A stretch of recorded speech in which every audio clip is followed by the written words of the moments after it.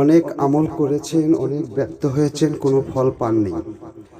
শেষবারের মতো বিশ্বাস অনুযায়ী আরেকটি বার আপনারা কাজ করতে পারেন।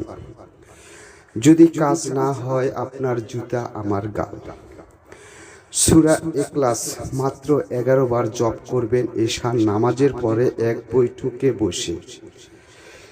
যাকে বশীভূত করবেন তার ছবি সামনে রেখে মনে মনে আপনারা জপ করবেন।